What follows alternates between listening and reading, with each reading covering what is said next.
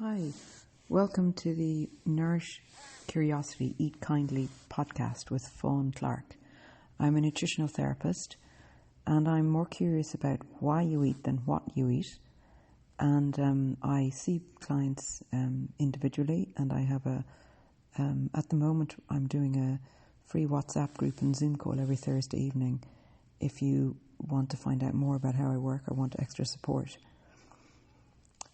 So today I thought I'd talk about desire. This is really at the crux of most people's issues with food. So let's just take a scenario that I have often been asked about.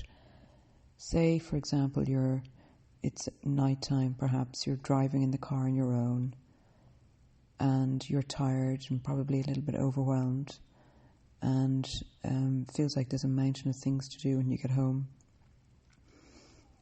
And suddenly, or maybe there's not a mountain of things to do, but suddenly this desire comes over you for chocolate. It's really familiar, and you know where the shops are. You might have even planned it in your head before you left. But you know this desire, and there's a sort of panicky rush to get to the shop to get the chocolate. And you might wait till you get back in the car before you eat it. But one thing's for sure, you're eating it before you leave the place where you've parked your car. There's a rush to get that chocolate into you. And people say, why do I do this? I don't want to be doing it. I'm on a diet. I've sworn off sugar. Yet I keep going back to this over and over and over again. So my job is to help you understand why you do this. And it's okay if you find this a little bit maybe beyond what you're aware of consciously, but just keep an open mind, and it might just sow a seed for some time down the road where you go, oh yeah, I remember what Fawn said back then. So let's just break it down. So what is it that you enjoy so much about the chocolate? And the answer might, if I were to ask that question, your answer might be something like, well, it's the feeling of having sugary things in my mouth. It's the texture. It's the sweetness. And while that's all true, I might ask another question. So how does it make you feel when it's in your mouth? Now, this is before perhaps you've eaten so much that you feel a little bit unwell or stuffed. In that initial stage of eating it, how does it make you feel? And you will probably say something like, oh, it just makes me feel relaxed, at peace. Some people even say it makes me feel loved. But if you can't identify with the loved part, you might be able to identify with just a feeling of peace, calmness. I feel present. Okay, so I will say to you something like, well, so what you're really looking for is a feeling of peace, of calmness, of love. Now, I'm not suggesting that you don't ever have chocolate again, but I'm just helping you to understand what it's chocolate is creating a feeling that you're after, okay? So that's what you're desiring when you feel that desire for chocolate. It's the outcome of the chocolate, it's that outcome that you're looking for. So what if I were to say to you, how about you allow yourself to desire those feelings of peace, calmness, quietness, love, without turning to chocolate, how about you allow yourself, if that's what you're really after, how about you allow yourself to want those things? And you'll say, oh, well, I don't know if I can get there without chocolate. I don't think they're possible for me, perhaps is what you'll say. There might be a discomfort at the thought of this, of what, is it truly possible that I can listen to my desires without going through food to get there? And what I'm saying is absolutely yes. And what's really interesting about desire is that the allowing of desire is more satisfying than the fulfillment of it. I'll say that again because it's so important and so out there for so many people.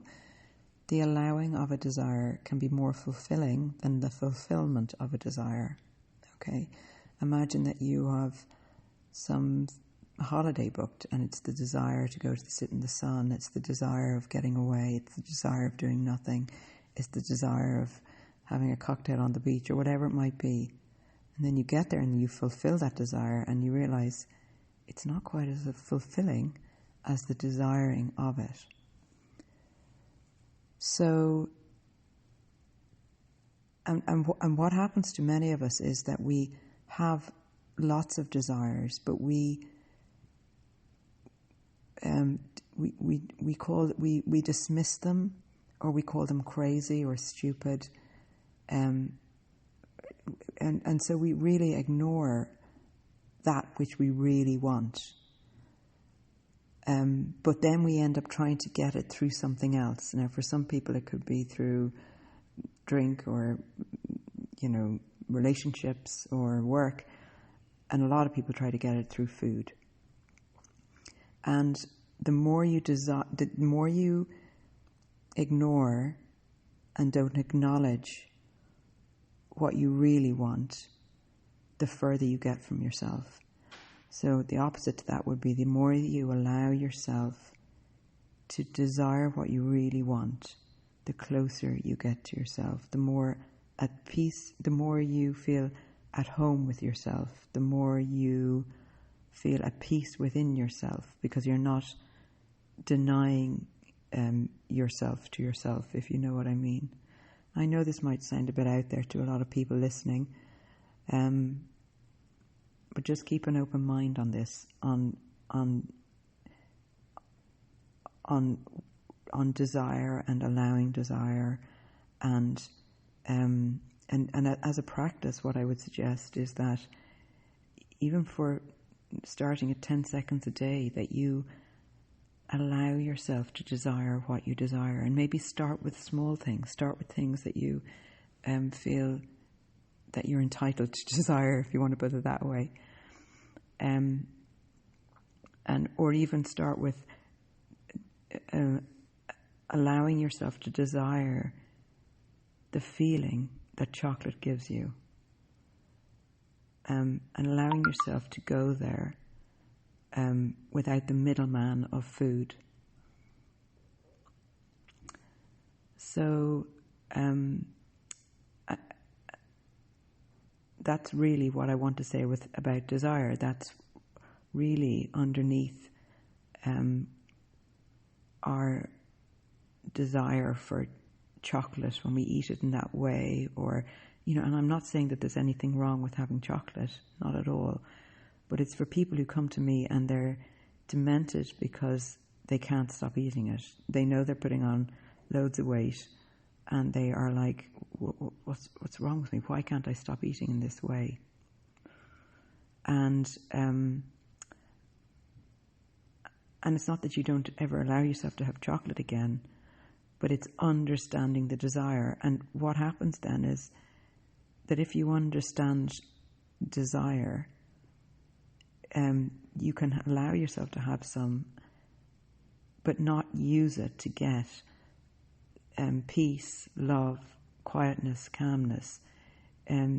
You can learn to give yourself those things without having to use chocolate. And then when you realize that you can give yourself peace, calm, it's really about giving yourself the attention and the love that you really crave. You can then have a really normal relationship with food. You don't use it to get through to yourself. Food is always, if you eat in a sort of compulsive way, it's always trying to tell you something. And if you can use those times when you eat compulsively and as an opportunity to learn more about yourself than to call yourself bad and lacking discipline, it really opens up the doorway to being at peace with yourself. And that's what's required in order not to go into eating in a compulsive way. Anyway, that's my tuppence worth for this week. I hope you found it helpful. Take care. Until next week.